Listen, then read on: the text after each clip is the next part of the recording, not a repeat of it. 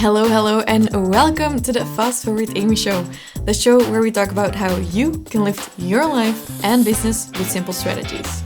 I'm FastForwardAmy, your host and coach, and I'll bring you a new episode every Tuesday.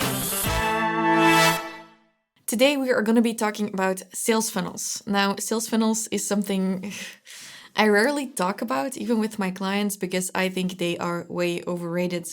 I think sales funnels got the most famous in the past couple of years thanks to Russell Brunson and ClickFunnels. And although he did a really great job at advertising what is a sales funnel, build sales funnels, get leads, sell to people, I get the feeling sometimes that by the amount of talk there has been about sales funnels online, it has also become way too complicated.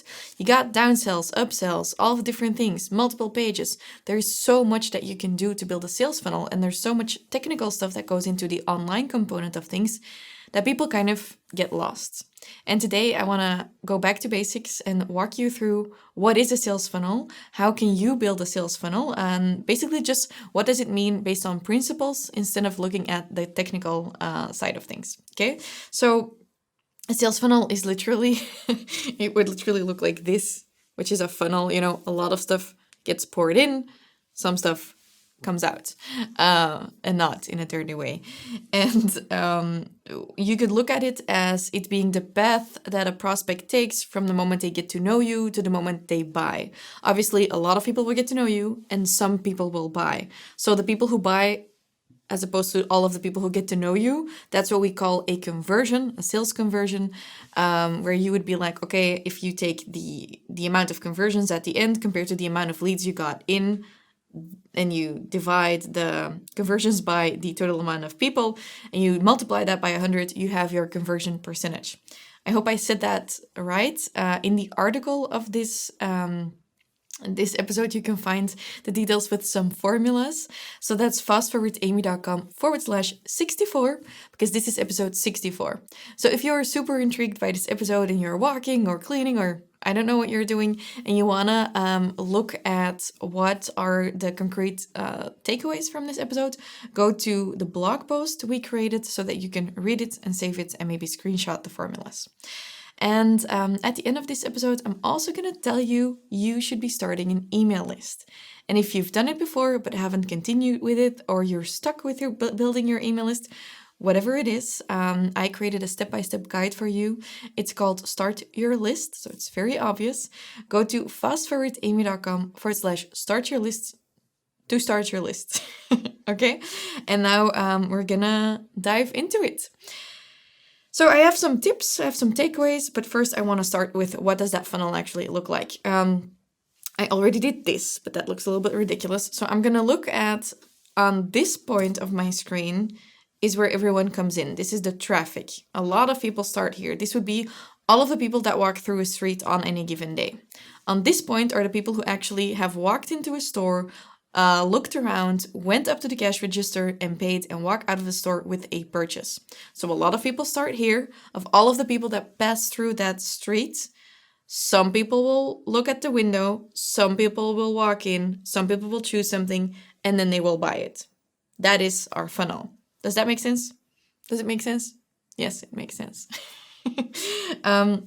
Now, this goes from awareness, being aware that the store exists, being aware that you exist online, or even that your brand exists online, being aware that your profile exists, to actually being interested. So we go from, hey, I know you exist, to, hey, I think I kind of like you. And that is where we build interest. That is the interest phase. So we go from awareness to interest, where we say, I like you. And then we want to move, and this is a crucial step that so many people forget, towards either decision, which is what a lot of articles online say, but what I would like to call trust. Our third step is we need to build trust, because no one will buy and take action if they don't trust us that they're not going to be wasting their money on us. So the decision phase, or what I like to call the trust phase, is like a tipping point where it would be more like, hey, I'll start dating you. And the final phase where you take action is actually more, I'll make a dirty joke about this, like I'll do you, you know? So we go from I know you exist, I like you, I'll date you, I'll do you. Or I know your store exists. I like what you have to offer. I trust that when I buy, it will be good for me, to, hey, girl, I'm buying. This is a sales funnel. This has nothing to do with the technical systems. Sure, you can use ClickFunnels to set it up. You can use Leadpages. I like using Leadpages. I used to use ClickFunnels. Maybe someday I'll change back again. I'll put all of those links in the article too, by the way. But point being, it could be that you have an online store, an offline store. It could be that you are a coach and you have a service to offer. All of your clients and potential customers go through these phases. What happens now, most people get so confused about all of this because there's so much information online, or they think it's really complicated, or it's really not. You just go through a very human step-by-step process. Because imagine if you were aware that I existed, you start following me and you're like, hey, Amy, I like you and your stupid penguin jokes. I see you. But then I never make you trust me. If you never get any information from me confirming that what I have to offer is valuable, or that you can trust me to stick to my word, for example, then it will be a lot more difficult for you to take action. Because imagine if I say every Tuesday there's a new podcast episode of the FastForwardAmy show, and then I don't pull through. I publish a post once on Tuesdays, then it's late, another time I don't do it, and sometimes it's on a Thursday and then it's a different time.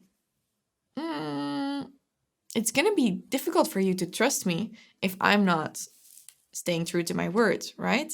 So we want to build up trust with people so that they already trust us, so that they get the permission to buy from us.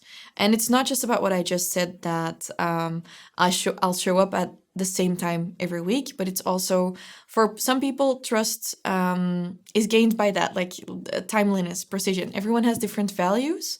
It could also be that you will only trust someone probably once you learn from them, or you learn from them that their products are ecological. I know there's a lot of different things that you can do to gain people's trust, but most of it is created by your really good content marketing. Or in a store, it could be that people can actually try on the shoes and they know that they're really good, and you have an example of why they are very water repellent.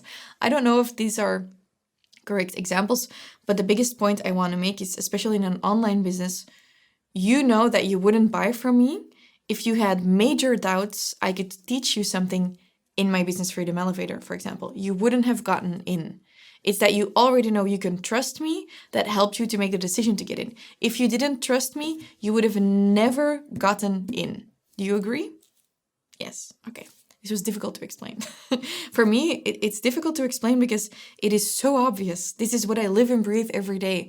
And a lot of people are very opposed to content marketing because they're like, I'll give too much free information away. Or this is like on the market, handing out a sample of the thing you have to offer. Like, you're selling nuts. You give a nut to people to taste and they're like, oh my God, these nuts are so amazing. I want more of your nuts. Can't help myself. So our conclusion is we have 4 steps in our sales funnel. We go from awareness to interest to trust to action. I am calling this, so I've seen online that they call the 3rd step decision, but I really want to focus on that trust. So I'm calling this my AITA formula, A-I-T-A. And that last part, the action, is again where so much goes wrong. So I think we need to do it like this. I'll write it down. So awareness. It's going to be very ugly. Awareness is still yellow. It's fine. People are aware that they need to play around on social media. But then we have interest. People are like, yes, okay, I need to make people like me. I need to post on social media. Okay, I'm there. I should ask them to maybe look at my window, my shop window. But what's really important, and where people forget, people are like, well, they know I exist and they'll come to me if they want to buy something. No, you need to help people buy. So going towards trust, which is the 3rd step, I put that on a red post-it. It's actually a pink post-it. I don't think red post-its exist. And then we have action, because the yellow steps are fairly clear to most people. It's the pink steps that people forget. You need to help people take action. So at the end of that funnel, where your conversion happens, where the sale happens, what a lot of people do online is they create a place where there are so many different doors, and it would kind of be like walking into a store, because you're walking down the street, you see the store, you see the shop window, you walk in, you're like, hey, I love these shoes, and then you're like, I want to buy them now, and no one wants to help you, or no one wants to help you hand you your size, or no one wants to help you with that size in a different color. And guess what? You can't find the cash register because it's hidden in a different room, in a different room, in a different room. That is how a lot of people are building their online shops. So that's one of the key tips I wanted to give about building your own sales funnel is don't create too many doors. The more links you create for people, the more doors they need to walk through, the more actions they need to take before, like the harder you need to try to grab a salesperson, the harder you need to look at where is the cart page, the more people will fall off. So the more steps so it's really important that you go through awareness, interest, trust, action. But when it comes to that trust and action, make it go really fast. Don't include a bunch of doors. All of my clients know this. Sometimes I'll be on their website. They're like, Amy, I know I still have a lot of doors, but I'm getting it fixed. So this is why I have this dislike of sales funnels, is because people overcomplicate things. They're like, this is one page where I say hello, and this is another page where I offer you my product. And then every time you need to click through, a bunch of people will fall off. Some people's internet connection will be slow. Maybe your site is slow. Some people fall off, and you will end up with less conversions. Overall, the fewer steps, the higher your conversion percentage will be. Now, it could be that you have a tactical reason for including more pages or upsells in your sales funnel. That's not really what this is about. Usually, you're just making it too complicated for your clients to buy. And we need to fix that. And by the way, I have done the opposite of this in the past. I have run a really high-level mastermind where I purposely made it really difficult for people to sign up because I wanted to see what they were made of and if they could really read through all of my steps. But make sure you really know the strategy behind your sales funnel, and always think, let me put on my consumer hat, let me go through this process, and is it easy and enjoyable for me to buy from you or from myself? So don't create too many doors. And also, and this is a fun one if you like numbers, I'm a little bit of a numbers geek. Know your conversion rate. How many people see you? How many people buy from you? I want to say, how many people do you meet? How many people do you do? But that's not what I'm saying, because that's a joke I can't make here. It means, for me, for example, let's say we have 1,000 visits on our website and we have 100 sales. That means we have 100 divided by 1,000 times 100 is 10%. We have a 10% conversion rate if we calculated sales based on visits. But for me, what I would do, for example, is how many people will click through on a lead page. Let's say I create a sales page and I'll be like, how many people click through to actually buy to the next step? That could be that I see, 1,000 people have come on the lead page and 5 people have clicked. That's not really good, because that's less than 1%. Not good. I would recommend, there's a bunch of numbers for this, but I would recommend to really go for, like, if it's something like that, a sales page and a click-through, to have it be at least higher than 3%. But this can vary from the quality of your traffic. This can vary from the different steps, so you can't really say it. For example, if I have a wait list built up, that's already a conversion within my email list. So I can send out something to 10,000 people, and let's say, I'm going to use easy numbers because this is difficult on camera. I have a email list of 10,000 people as an example. 1,000 people sign up for my waitlist for my Business Freedom Elevator. That means that 10% signed up for my waitlist. That is my new segment. I have my 1,000 people in my waitlist. And if then 160 people buy, I have a 16% conversion rate on my waitlist. And that is, by the way, literally the conversion rate I usually have in the beginning of my waitlist. It's a 16% conversion rate. So for example, 100 people bought out of 600 people, that's 16%. So once you know your conversion rate, you can calculate backwards. So what I did, for example, the past summer is we knew our conversion rate really quickly was 16% on our waitlist. which isn't necessarily high if it's already a really warm wait list. But as I said, it depends on the quality of your traffic, how you got people there, the different steps, what kind of segment you're building. I can't really give you the numbers. It could be that you convert at 50%. It could be that you convert at 1% but have a ton of people coming through the door. It can be totally different for anyone. But what I wanted to say is, oh, I forgot what I wanted to say. I was on such a roll. Oh yeah, you can calculate backwards. So once you have that percentage and you have another sale coming up and you're like, hey, I want to double my sales. You know the way the engine works. You know how it converts here. So that means that now you need to work on your traffic here. So if we know that out of 600 people, 100 people will buy, we can look at, okay, how can we make sure that we have 1,200 people and then 200 people will buy? And then you can go and make that one of your targets so you hit that target. Now, the biggest issues here are that a lot of people will focus on the traffic alone instead of optimizing their conversion. I'm not saying this is traffic versus conversions, the awareness and interest versus trust and actions. What I'm saying is that too many people get too caught up in vanity metrics, in how many likes do you get, how many followers are you getting, but those aren't the real stats you need unless you know that they convert. So you have two parts that you need to optimize in your business. And what I have always done, I have always first built my engine so that I knew when 10 people walk through, 2 people will convert. And then I started looking at how can I create more people.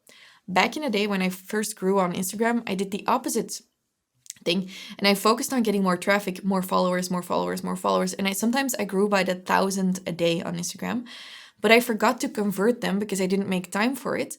And I missed so many potential leads on my email list and I never converted them to anything. So if I could go back, I'd probably still like that I grew so fast, but I would have set up even just a really simple conversion from followers to my email list. And that's what I didn't do then.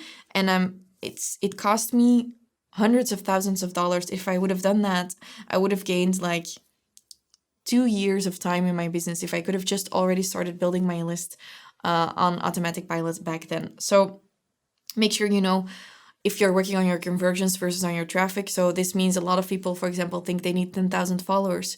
You don't need 10,000 followers on Instagram. You need to know that when you have 10 people, you can sell to 2 people.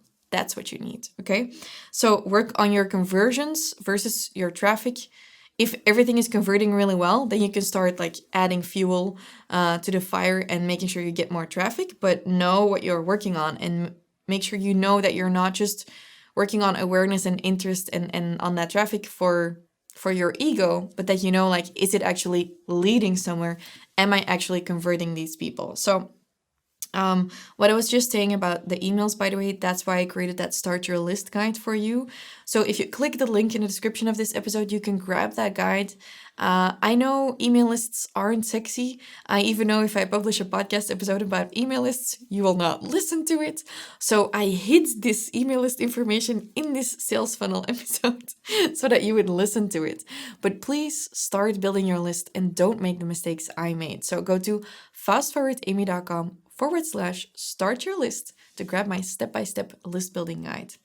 Now, the takeaways of this episode. First up, we want to go through the different phases. We cannot skip out on the phases. Awareness, interest, trust, action. Took me a bit. AITA. Awareness, interest, trust, action. Another takeaway, don't overcomplicate your funnel with too many doors because you will lose people along the way. You know how easy it is to get distracted, be it in a shop or online. It doesn't matter. If you're a coach and you're like, "Ooh, Amy, you were talking about products. I can't do this." Shut up. You can do this. These are principles and they're valid for everyone. Third, make sure it converts. Before you start spending money on ads and boosting your posts and all of that stuff and having people promote you and all of that, make sure that what you have to sell actually converts. And if you can, make sure you know your conversion rate. And fourth up, after you know it converts, get more traffic, add some fuel to the fire, okay? if you want to get started and you want to peak the trust and the call to actions in your sales funnels, please start your list. So click the link in the description. And if you want to look at these percentages and the conversion rates and everything, I know it might have sounded a little bit complicated, so definitely check out the article that goes along with this episode 64. As always, you can find it at fastforwardamy.com/64. Go and save that, surf there. And if you liked this episode, definitely give us a shout out, like take a screenshot or a photo, post it to your Instagram stories and tag me and let me know if you thought it was good, or if I was too rude, or if I made too many or too little dirty jokes, okay?